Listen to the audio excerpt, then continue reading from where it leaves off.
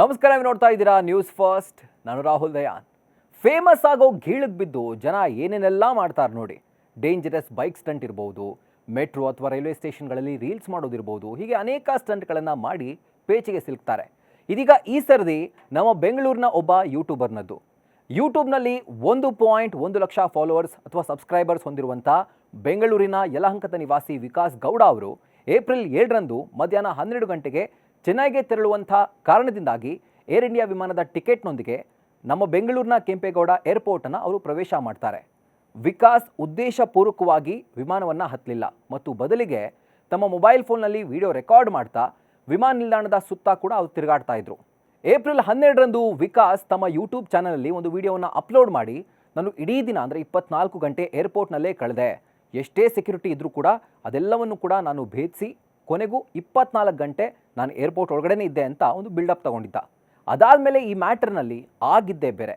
ಪೊಲೀಸರ ಪ್ರಕಾರ ವಿಕಾಸ್ ಏರ್ಪೋರ್ಟನ್ನು ಪ್ರವೇಶ ಮಾಡಿ ಕೆಂಪೇಗೌಡ ಅಂತಾರಾಷ್ಟ್ರೀಯ ಏರ್ಪೋರ್ಟ್ನ ಟರ್ಮಿನಲ್ 2 ಈ ಒಂದು ಸೆಕ್ಯೂರಿಟಿ ಚೆಕ್ ಕೂಡ ಆದ ಬಳಿಕ ಬೋರ್ಡಿಂಗ್ ಲಾಂಚ್ ಕಡೆಗೆ ಹೋದರು.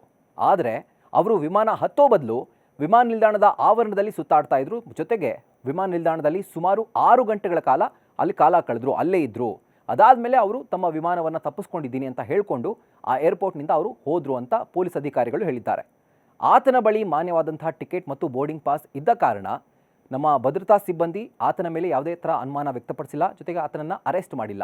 ಈ ರೀತಿಯಾಗಿ ಕೂಡ ಪೊಲೀಸರು ಹೇಳಿದ್ದಾರೆ.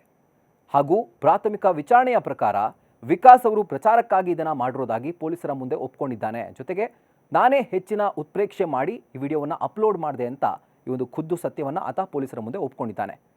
ಜೊತೆಗೆ ಈ ವಿಡಿಯೋ ಅದಾದಮೇಲೆ ತಾನೇ ಡಿಲೀಟ್ ಮಾಡಿದ್ದಾನೆ.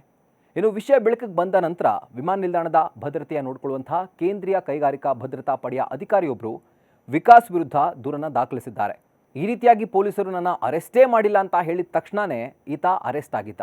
ಏನೇ ಹೇಳಿ, ಈ ಥರ ಒಂದು ವಿಡಿಯೋ ಮಾಡೋ ಗೀಳಿಗೆ ಬಿದ್ದು ಈ ರೀತಿ ಸಂಕಷ್ಟಗಳನ್ನ ತಾವೇ ಮೈ ಮೇಲೆ ಎಳೆದುಕೊಳ್ಳೋದು ಎಷ್ಟು ಸರಿ?